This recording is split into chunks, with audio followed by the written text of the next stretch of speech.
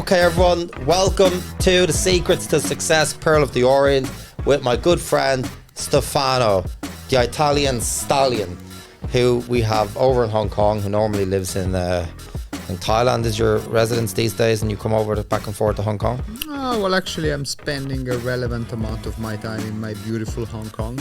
But, pre-COVID, we took a little adjustment just to realize how Hong Kong beautiful is. So we're ready to pack back. Are you coming back, yeah? Yes, man. Well, that's good. Back. That's good to hear. And I met Stefano a number of years ago, actually, on a friend of ours' boat party, Christian. And we just got along the house on fire. And then when I knew he was in Hong Kong, I said, hey, come on the podcast, talk about your story. Because Stefano has an unbelievably amazing story, if you ask me, as a true entrepreneur. Somebody who started out in the corporate world and decided it wasn't for him. Then he built his way up and he sold the company.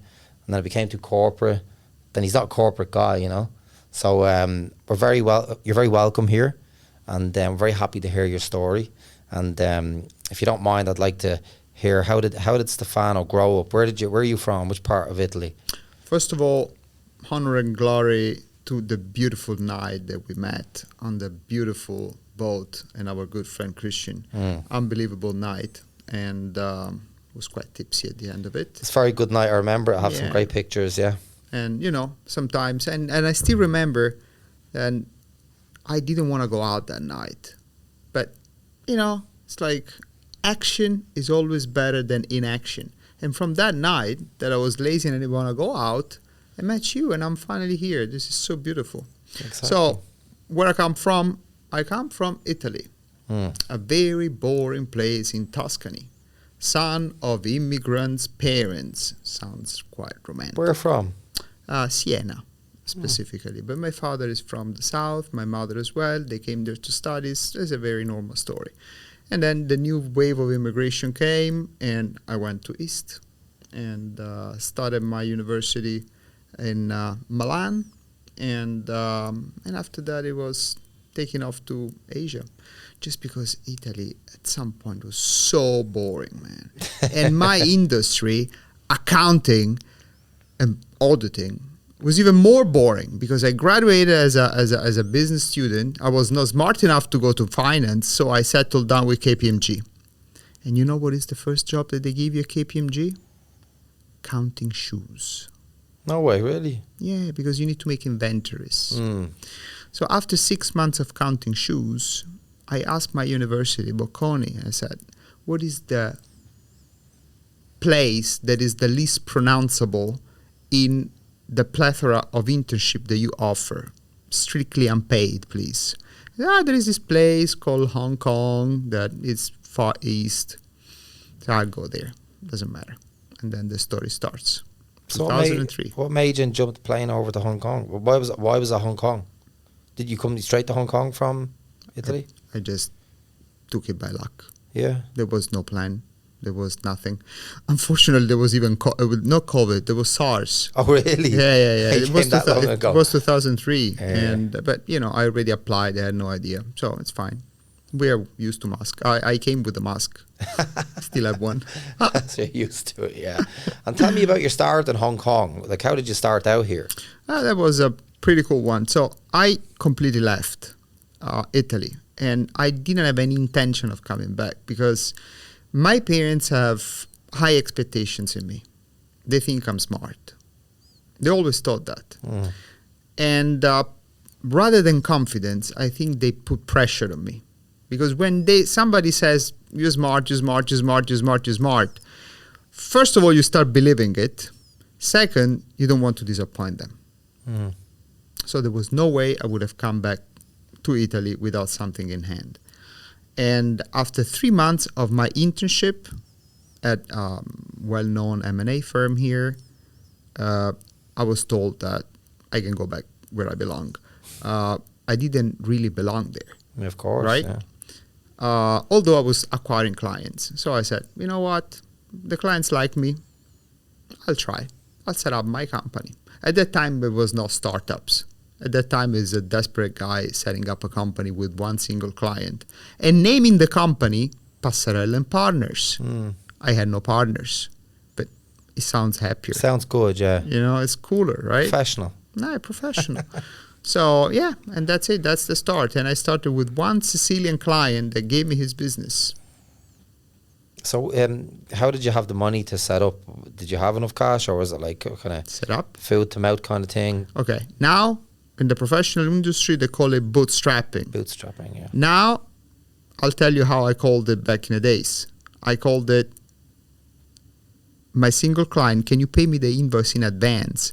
Because I need to rent a little office. That was my bootstrapping. Yeah. And what was the niche you found? Niche is the most important thing. And this is an advice that I wish I can give to any starting businessman, any entrepreneur. I live to entrepreneurship, you know. Yeah. You know how much I care about entrepreneurs. What is my vision and mission now as an adult is dominating one niche, understanding exactly who do you want to target. My niche was very specific. At the very first beginning, there were Italians setting up businesses in Hong Kong. Italians are known to be bright, entrepreneurially, but to be extremely financially literate. They are very good to be creative. They don't speak a word of English. Perfect. I was a high-level translator. Every Italian coming to Hong Kong, they didn't need to go to like the other Deloitte or whatever that were ripping them off. Of course, yeah. They were coming to this little guy, 23 years old, setting up the company basically for nothing because I was cheap. I'm still cheap, right? And that's it. I started first, come to second, come to third, come to fourth, come to 300. And then it started. And it became a pretty good company. I don't want to call it an empire, but then it became a pretty good company. Yeah, and just so I can explain to people who will be viewing this podcast, you know, this is somebody who got on a plane from Italy, came to Hong Kong with pretty much, you know, started a job and you didn't like it. And then you started off from scratch in a room on your own, bootstrapped, right? You know, hand to mouth kind of thing. And then what did it require during those times? Because you're going up against these big organizations, right? And what did it require during those times to really, you know, I'm sure there was tough times, right? You're thinking of, you know. Yeah. Well, I was not going against them. I was going under them. Yeah. They couldn't see me. I'm short and I'm fast. That's the real truth. And I still remember again, like when I was there doing what I was doing, and as a rule of business for entrepreneurs, if I may, when you start, it's the hardest time because you have uncertainties, okay? And then you have one client, and then you have the second client. Getting to the 10th client is the most excruciating and tiring thing that can ever happen.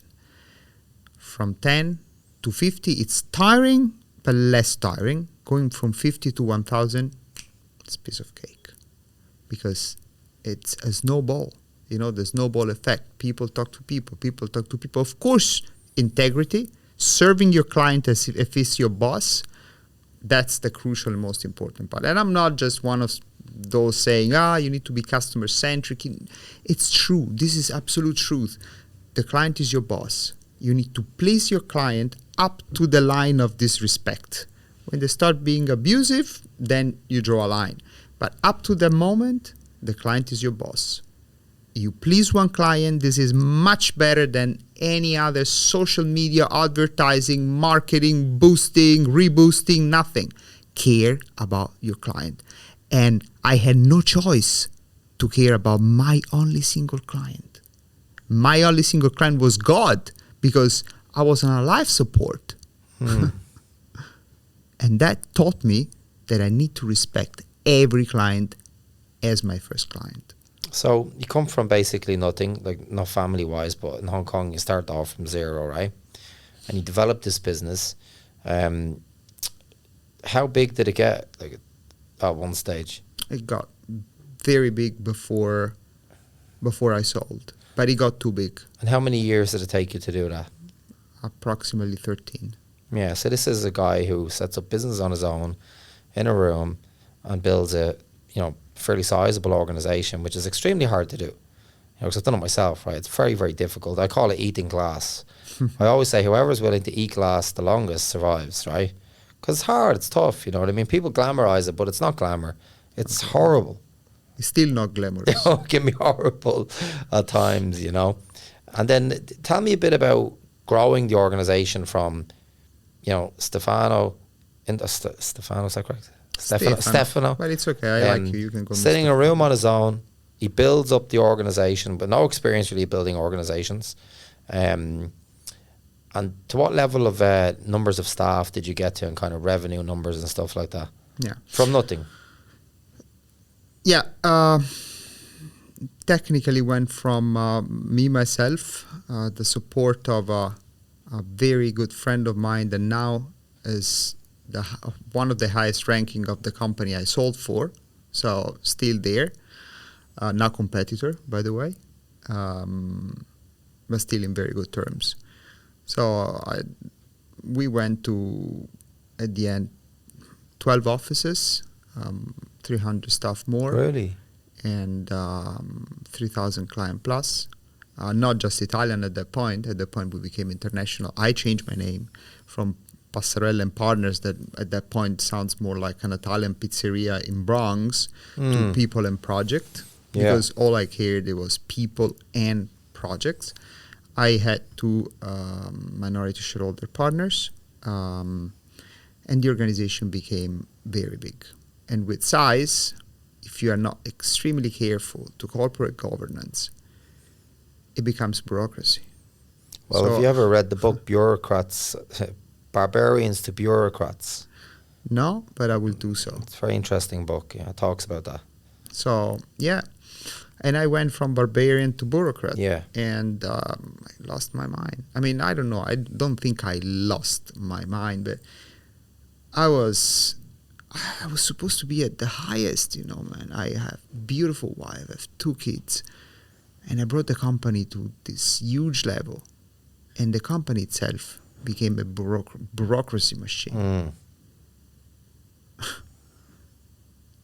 And I wasn't happy. You know, it was so counterintuitive. And I was so unhappy because I was unhappy. So, dude, I came all the way from nothing. I'm the Hong Kong national champion of running. I am. Yeah. We've done it multiple times, right? Yeah, I've done it 3 times. Yeah. And this is like metaphor for life. Work hard every day to achieve result. I get the result, and then I feel horrible. I feel miserable. I feel, what have I built? I built something that probably not interested anymore, or probably something that doesn't scale, or So what's interesting about this is, because that book I read, Barbarians to Bureaucrats, talks about how organizations go up. So you're the visionary, right? And then you normally need a barbarian with you to kick everyone's ass. You have the visionary, say Steve Jobs at Apple, right? He's the visionary, but he would have had barbarians, right? So it's an upward curve, right? Company gets to the top, and then the bureaucrats come in and mess it all up, because they come in with their fancy educations. And they go, I'm better than this guy. You know, this guy didn't even have this education. Da, da, da, da, da. And what they start doing is they start spending all the money that was earned by the founders, and they start putting all these processes in place and this and that. Da, da, da, da, da. And then that's how companies fail, actually. And the same as countries, same way. So I get the feeling that you hired the bureaucrats somehow. Someone did, let them in the door. You let the wolves over the fence, basically. The bureaucrats who maybe made your life a bit more difficult. Especially when the company was sold. And I was still there, but, you know, I needed to respect certain rules. Certain rules that normal organization would respect, which is working from 1 hour to the other hour. So come in at 9, go out at 6. Or wear certain things because you need to show yourself clean in front of the clients and do this and do that. It wasn't, honestly, for me. On remote working, I think I was ahead of my times because I gave freedom to my organization. On wearing whatever I want, you know, I cannot be restricted. On working my time, I work at night and I train in the morning. Why should I have somebody on top of me telling me what to do? And that's when I ended up my professional career.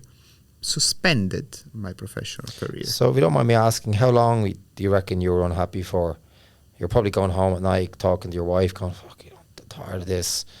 etc., etc. How long did you put up with that for? 3 to 4 years. Did you really? Yeah. Yeah, it was all during the non-compete. It was also the financial pressure of the start and incipit of COVID. It was pre and after exiting my professional industry. Pre, because I was unhappy. After, because I was scared. Because you want to know why? Meanwhile, in the process of selling the company, I decided to have a pivot. And I decided that my miserable life should have fixed by a place, a paradise that I want to build. A Noah's Ark for entrepreneurs, forward thinkers, for people that will change the planet. And I call it Kapuhala. Yeah, I know. I'm going there, right, in February. Exactly. And you will see with your eyes. This beautiful place, we have 3 actually, but one in Thailand. Surrounded by nature. You can prime. You eat beautiful plant-based food. You train. You follow your circadian rhythm. You connect with other entrepreneurs and forward thinkers. This is an enclave for futurists, for people that want to achieve the most incredible cognitive and physical performance. And I wanted to do this. I just was wrong with the timing because I opened 1 month before COVID hit. Yeah. And I didn't open just one. Customers for you. I opened 3, man. Oh my so God. I was really bleeding money. 3 years after, actually 1.5 years after, what it was earned was lost. See, you put all your money into this thing? I got a little bit carried away. Yeah. And the thing that I didn't want to stop, I want to be in the game. I don't want to come back to Italy, if you know what I'm saying, like it was. I needed to stay in the game. And I made a statement, and I will not let this place go down. And that was my self-sabotage. I put myself so much on the ground, crying so much and hard, that at the very second that my non-compete agreement finished, I restarted Monx. How long ago was that? 1 hour and 6 months, 1 year and 6 months ago. Yeah, I remember you put a big advertisement down by the ferry station. Yeah. Yeah, they thought I was crazy. But that that was the biggest return on investment that I ever had on any social thing. And I was forced to start back. I mean, there was not an option. You know, I need to go back and do whatever I know how to do the best. You know, think about a boxer that was punished and he needs to go back. Yeah. And he's probably not as fit as before. But I started back, and I started with experience and with a lot of diligence. Because at the end of my period at P&P, I was floating, you know. I was like, yeah, it's cool, it's nice.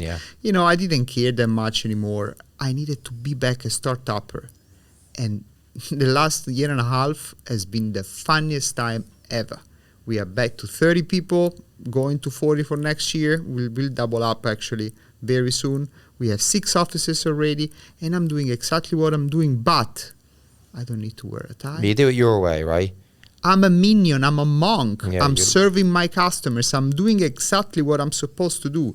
I am a servant of entrepreneurs. Why we call ourselves monks? Don't know. You know who is the inventor of the accounting? No. It's a monk from Tuscany. Oh, never knew in the that. 14th century. Fra Luca Pacioli. You know that? Isn't it cool? So we are monks. We support society. I have a goal. I have the goal that when you will ask a child what you want to be when you grow up, they will answer an accountant. And you know why? Because accountants are cool. We wear hoodies. We are protector of societies. We are ninja of the financial industry. You talk to any finance guy, they barely know how to read a balance sheet or a P&L. Ask an accountant. Accountant is one of the most underrated profession in the planet. I swear to God. You go to the accountant, the dark, gloomy accountant, you know, but he tells you the numbers. Yeah, the finance guy is full of soft skills. Yeah. But give me a finance guy. Give me somebody that works in M&A.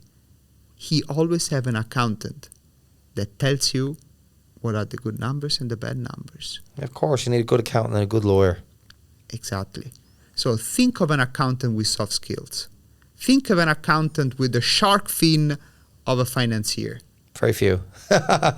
Most I meet are extremely boring, to be quite frank. Cool. So we are here to defy expectations of an accountant, and we are here to make a new profession bloom. And this is my purpose right now. Meanwhile, COVID slowly is coming back, is coming away, and Kapuhala is reopening. At this point, Kapuhala lost the first CEO, that was myself. Now has another CEO that is my wife, and she's running the show, and I'm doing what makes him more at peace, man. Accounting. So beautiful, so relaxing. Yeah, you like it, right? You like the numbers, right? So Warren Buffett talks about that. He gets excited about the numbers, you know. So just again to recap, right? So you came to Hong Kong, you built a company, you sold it, then the bureaucrats come in, you hated it, and then you had to serve out your 3 years non-compete, and then you're up again. And I see Monx everywhere now, you know what I mean? I think it's great. I was just telling my friend Kevin earlier, I was like, you know, idea, this guy has it everywhere. Everywhere you look, Monx. I said, I reckon he's going to go really big with this. You know, because he has a niche in the market, right? He's found a niche. Like, you're there with your tracksuit, you're not a boring accountant, are you? Absolutely. You don't need personality. That's what people want, right? One of my lawyers, I deal with him because his personality, actually. And of course, he's a great lawyer, but he has a wonderful personality. Yeah. You know, he has a picture of Scarface upon his desk, and he has a saber tooth, you know, whatever, skull. You need to introduce him to me, because I have a picture of Scarface as well. Really? Not kidding. You two get along very well. I won't mention names. Yeah. Is it true? I bought it at the Italian Gala Dinner charity auction. Yeah, he has it above his desk. Yeah, and he built one of the biggest farms in Hong Kong, actually, and then he got pushed out, even though his name's on the door, and then he set up a new company just like you, and now he said, I'm doing it my way, Derek. So I deal with him, and I went down to his office. It was just him. I now I walk into his office, a whole floor full, down in one of the most prestigious, you know, buildings in Hong Kong. You know, so quite a very similar story, like very entrepreneurial. You know, if you don't mind me asking, tell me about you. The most successful people have addictive personalities. I find, right? They're either addicted on the constructive side or the destructive side. I know this from myself. By the way, you know, I'm quite an extreme person, as you know. Tell me a bit about your personality, if you don't mind. Well, I think that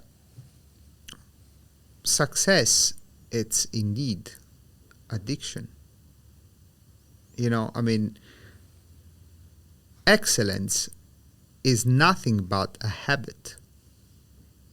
You know, the real discipline, it's stopping doing something. That's true. Take it with sport. Yeah, it's true. So this is the gift of obsession. And unfortunately, it's the bright side of the dark side. But the dark side, it can be very dark. Of course. And the bright side can be very bright. Tell me a bit about the dark side, if you don't mind me asking. You know, it's compulsions, even fitness compulsion. I need to work out massively every single day. And this is, like, people will laugh when I say that. But really. Of course, yeah. If I don't have an outlet in the morning before, I'm unbearable. You just have a ton of energy, right? Yes. Do you reckon you might have ADHD or something? Clearly. But the thing is that I rarely find peace. Yeah, And I know. the way I make myself find peace is being active. Yeah. I feel like I'm on a bike and I will never stop. I can never take a rest, because if I have a rest, I will fall one side or the other. And in the darkest time, I did use substances, admittedly. Yeah. Not those illegal, but alcohol. Yeah, of course. Yeah, It's the we all have. easiest, is the low-hanging fruit. And the moment I couldn't go to bed without having a drink. Yeah, you mentioned that to me on the boat party that night, yeah. And I'm scared of that. I'm scared, but I still like it, because it puts me at peace. Of course, yeah. Numbs my brain, because at the end, in the morning, I will wake up and I will clean myself with a massive workout, and I will come out of there that I will be even stronger than before. Yeah. So, you know, what I came to realize, Derek, is that dysfunctions, unfortunately, are the secret weapon to success. I totally agree with that. So 100%, I yeah. call it the gift of obsession. Finding a balance sometimes is detrimental to success. So you can really decide two things in your life. You live on a flat line, you can be at peace, or you can. The problem is when you're not fun to be with, and your family will suffer. Or Yeah. your So is fun that more you? process. Is that you? Clearly. Bit of a roller coaster, yeah. Yeah. Yeah, I'm quite similar. We're very similar in that respect, you know. So, Stefano, we've obviously ran through your time from coming from Italy, starting up with nothing, true entrepreneur in my eyes. You built a company, you sold it. You know, you have your credibility. You have your resort in Thailand, which I'm going to visit in February. I'm taking my whole team over there, Kapuhala. I'm very much looking forward to it, actually. So in some people's eyes, you've kind of built the dream, right?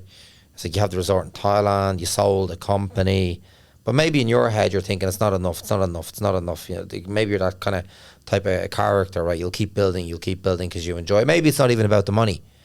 It's just about you build, that's your personality, right? So I can get that. So I'm going to ask you a few questions now if you don't mind, right? Because I have some notes here. You know, in your words, what is the way of excellence?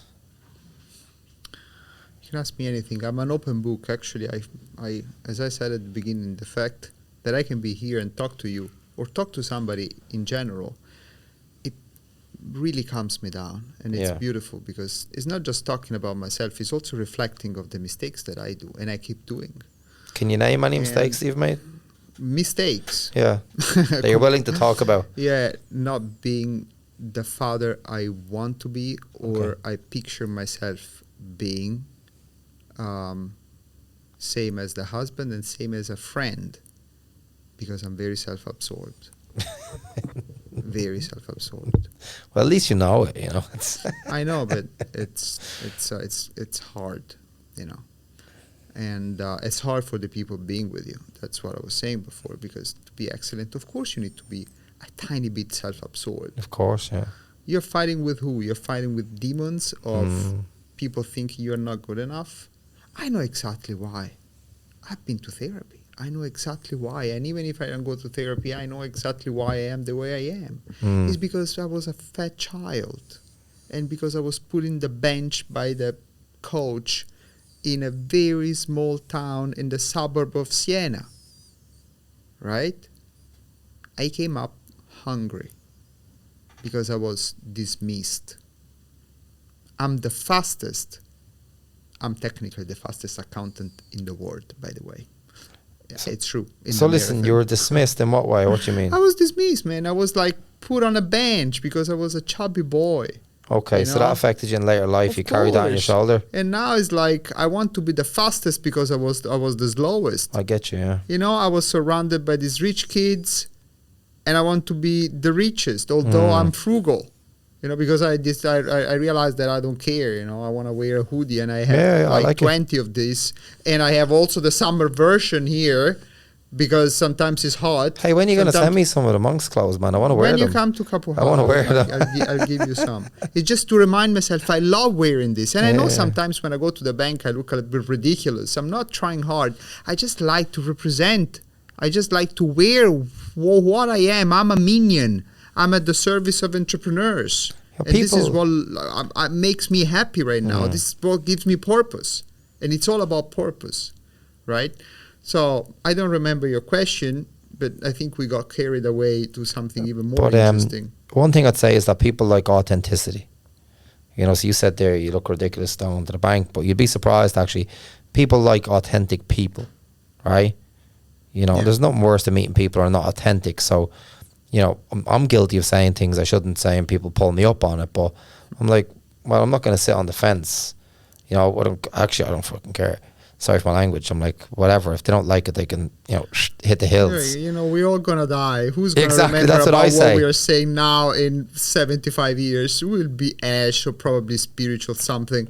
Nobody will judge us. So we might as well, you know, and the moment it doesn't cross disrespect or, you know, of people's sensitivity, I think we need to be open to each other. There's a great author called Robert Greene. He's wrote the 48 Powers of Law and the Art of Seduction. He wrote a book of 50 Cent, actually, which is very interesting. This one I know. But he talks about embracing your weirdness. He said the world needs more weird people. He said embrace your weirdness. Because that's key. Absolutely. That's authenticity, right? Yeah. You know? But sometimes I can see people pushing the authenticity too hard. I see plenty of these yoga instructors. They are trying to, it's like they are trying to be authentic, but they are trying because authenticity can be a strategy. In my case, authenticity, unfortunately, is a curse. I'm cursed by authenticity. But I can tell you one thing. The authenticity can be also your most powerful weapon, because that's why I know it. I'm authentic. When the client will see me or will see my team being completely distracted, he will have doubts. And you know what is the best way to clear a client doubts? How? You perform 190%. You are the fastest, the most responsive, and the cheapest accountant on earth. You are his companion through the entrepreneurial journey, and you are just the best. You can wear whatever you want. Whatever you want. As long as you deliver. So this is the most important thing. It's on delivery, right? If I want to be free to wear my hoodie, if I want to be free not to kiss up to somebody else, I need to be the best.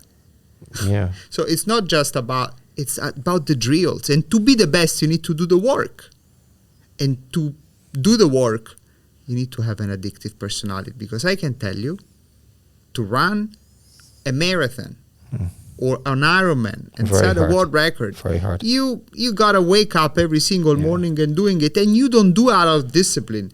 You do it out of compulsion. Yeah. Because if you don't do, you will be bad all day. So one single thing that I would like to warn people, not teach people, warn people, that you can be the best version of yourself, right? By creating routines. Yeah, very important, yeah. Very important, but If very you don't mind me dangerous. asking this question, by the way, you're hitting routines. Any advice or routines to follow for people looking to make their lives better?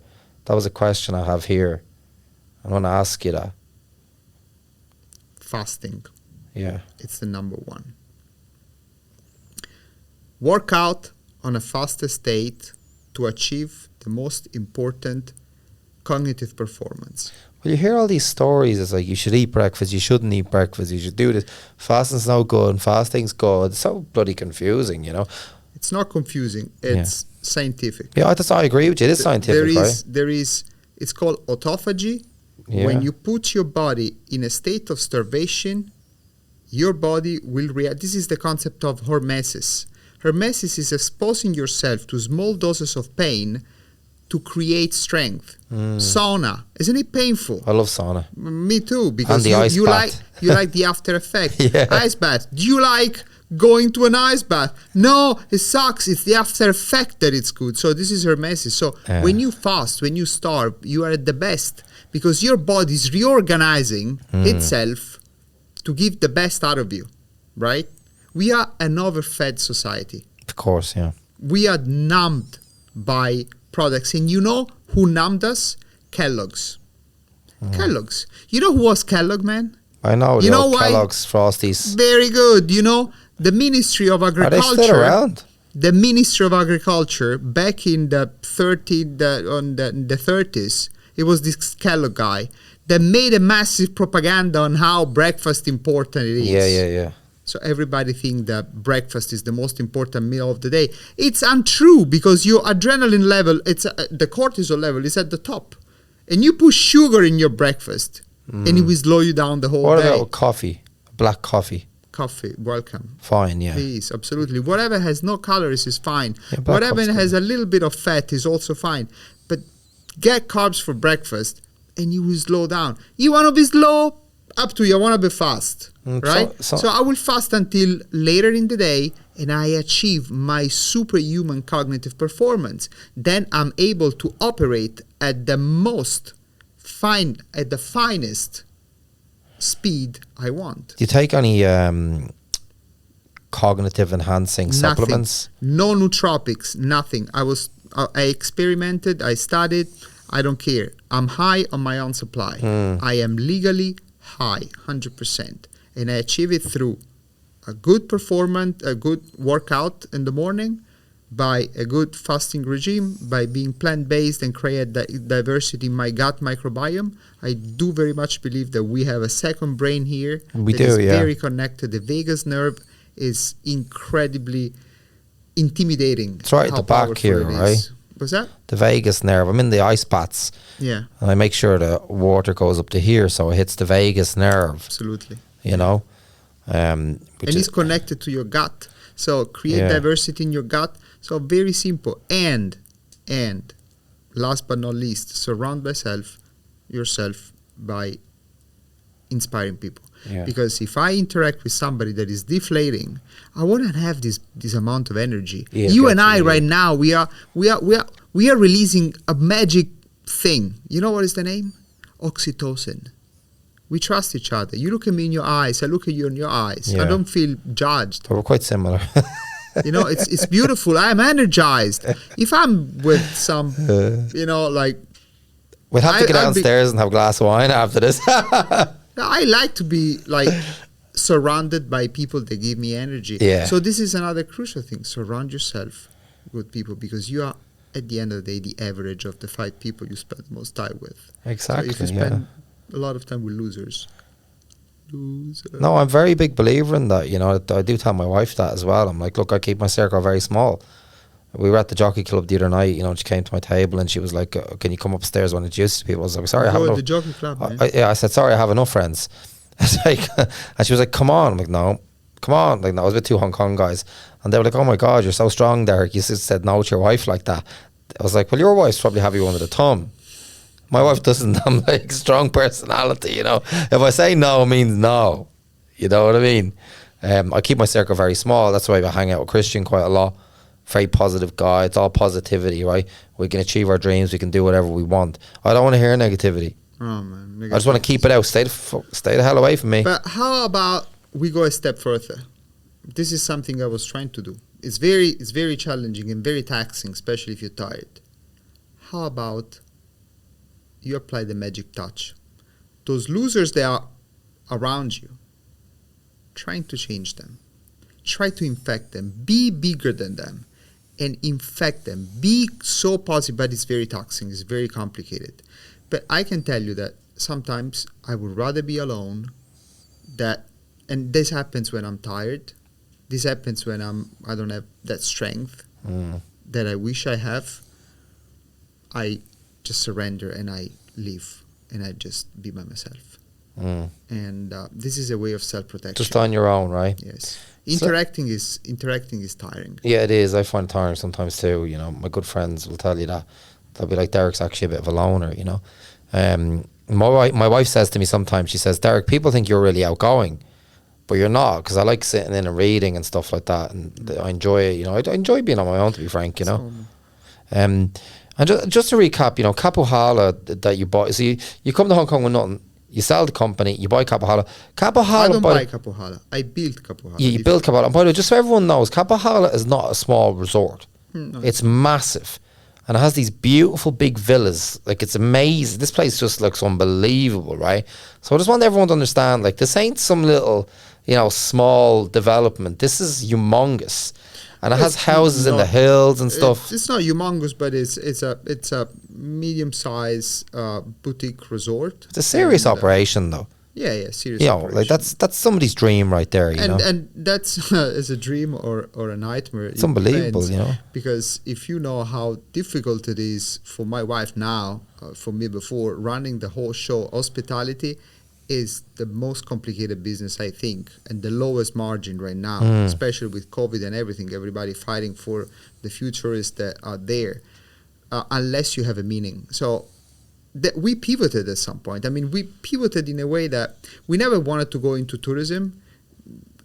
We want to become a real place, and probably we didn't do it yet, but we are going very fast towards this, attracting people that are like-minded. When I say I want you to have 99% certainty that when you enter Kapuhala, you will meet somebody refreshing, somebody that is a futurist, somebody that is a forward thinker, somebody like you.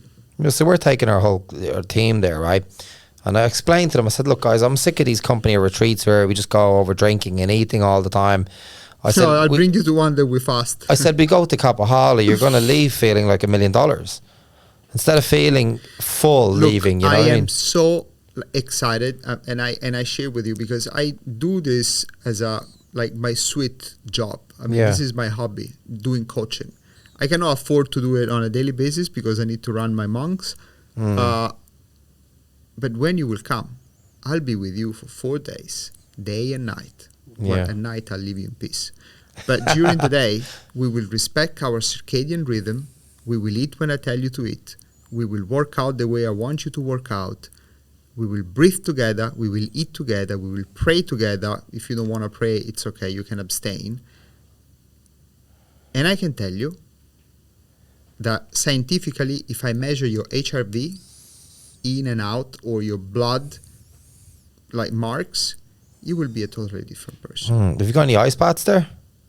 I'm building one for nice. Yeah, I love ice baths. I just love them. Absolutely. And the sauna is there ready for you. So I can tell you that if you tweak few things in your life and you create the right routine and you are an entrepreneur and you follow this routine, you are an entrepreneur or you are just a professional, whatever, or you're just a normal human being. If you are a housewife, fantastic. You will become a better housewife. And you know why I know? Because I needed to find a place to fix my mess. And I built one for myself. Yeah, it's an amazing story, really. So, to recap, as you say, I built something. I understood that I was like trapped right up there, you know, with people having expectations on me, with the bureaucrats. And I couldn't progress any further. I just want to go down. So the only place that I could think as a paradise, I needed to build it for myself. And for people that think like me, I want to make a place that attract those people because I need those forward thinkers. I need those people like you. Yeah. So this place is a magnet for magic, for people like you, for people that wants to create, that gives themselves questions, you know? That's the thing. As a dream, I don't know. When I'm there, I'm happy. To run the operation is very complicated. And most important thing is, even when you are doing well, we can't help not to be frugal. My wife and I, we are unfortunately the most frugal person ever. It's a good sign. It is, but sometimes it's a sign that it's hard to let go. We don't go for a holiday. Yeah. We spend our life on a holiday. We are very, again, absorbed with what we have, that you don't go out. And this is taxing as well. Oh, I know, so but enjoying life is also something that we need to all learn to do. Let me tell you about holidays, right? And you know, I had the double pulmonary embolism and stuff like that. It nearly killed me. And afterwards, I started studying Stoicism. And I think it's Marcus Aurelius says that, you know, the only problem with holiday is that you go on the holiday. Your problems won't change, you know? You don't need a holiday to like go away and refresh and this and that. The biggest problem is that you're the one getting on the plane. Don't think just because you're on holiday things are going to change. You know, they don't. So too many people think this. Stoicism is one of the most incredible philosophy.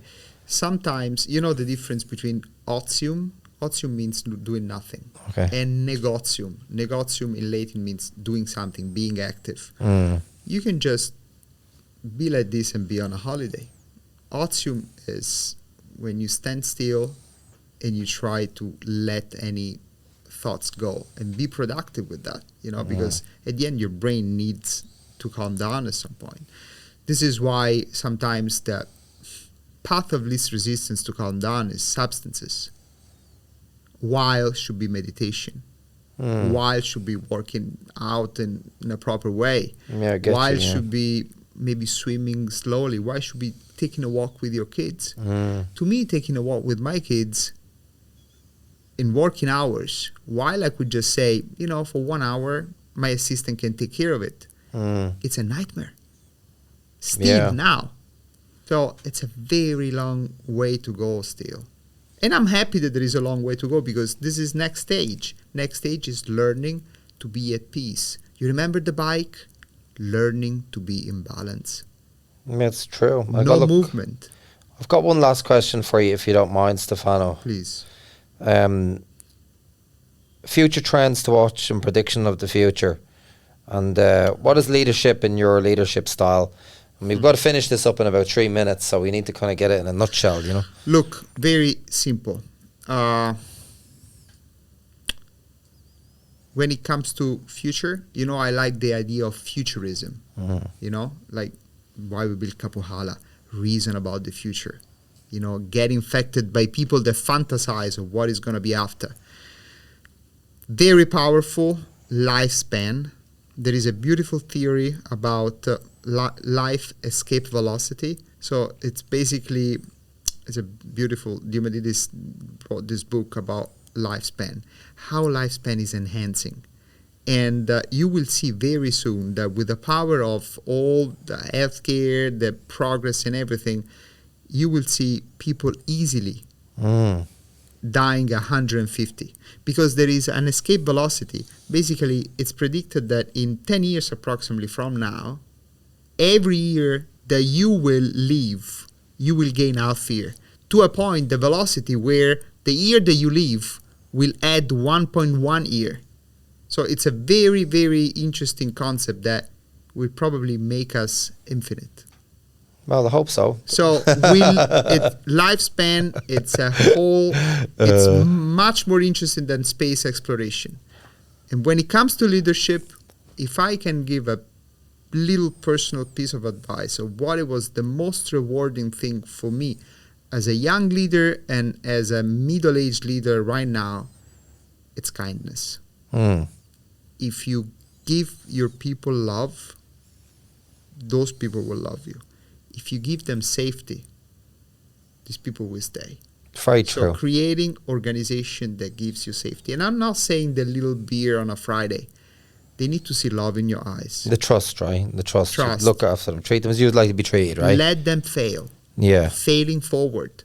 Let them do mistakes. Don't judge, correct. I can see that as a young leader, I was very harsh. I was pointing a mistake. I wanted to be the Steve Jobs kind of a-hole, like that. The perfectionist of Silicon Valley, perfectionist that, I'll put you down if you don't do that, and you need to be scared of me. Yeah, that doesn't work. And makes you feel bad, worse, and it doesn't get... You can be a perfectionist, you can be a meticulous, amazing performer, counting numbers to the comma, but with care. So leading with care and leading with kindness, it's something that future leaders should be really consider. And this is a future trend, because people need to be loved, people need to be protected, and remember, oxytocin is a hormone. This is not romantic. Well, you can get it off the doctor if you want. I'll give it to you. Look, this is not romantic talks. This is scientific. Yeah. If you love people, oxytocin is released and performance bloom. Easy. As easy as that at the molecular level. I totally agree. And just to finish this, right, we're going to finish up now. Stefano arrived in Hong Kong, came from, nowhere, built a company, sold it for millions, bought a massive resort, a beautiful resort in Thailand, living the dream in my eyes, and now he's built this new company, Monx. So Stefano is a true entrepreneur. Yeah, in the middle I lost it all. You forgot this part that is the most important. Yeah. He lost it all, and now he's on the way back up again. However, he built the company, sold it for millions, came from nothing, And now he's on the way back up again with Monx, and he has his resort in Thailand, which I'm visiting with my company in February. We're doing a whole program for 4 days, which I'm really excited about. So Stefano, I would like to greatly appreciate, I'd like to say big appreciation to you for coming on the show today. And on the YouTube channel, there will be a link to Kapuhala and a link to your LinkedIn profile. People may want to reach out to you for advice, and I'll put a link to your LinkedIn and Kapuhala on the YouTube channel. Anyone wants to contact you for advice on leadership, I'm sure you'll get lots of messages, and maybe people want to go and stay in Kapuhala. So thank you so much for attending today. And thanks to you for what you're doing. Thanks to you for being an inspirational person, and thanks for being that person that lifts other person up, because we need more you in this I don't know if we need more me in the world. But thank you. I appreciate the compliment. Making noise. Yeah, but thank you so much. I look forward to seeing you February. I forget the date exactly, but I'll be. It's gonna be on the 12th. I'll be seeing you on the 12th. I don't think you will leave anytime soon. I think I'll keep you with me for. Well, man, I might stay in Thailand. Yeah, so I'll be seeing you February 12th in Thailand in Kapuhala with my team. So thank you so much. Thank you. And we shall maybe celebrate over a glass of wine downstairs now. Absolutely, low glycemic wine. Well, you can pick. I'll pay. Absolutely. Well, thank you so much, man. I appreciate it, and it's a pleasure to be your friend, by the way. Likewise. Thank you. Cheers. Likewise. Thanks, everyone.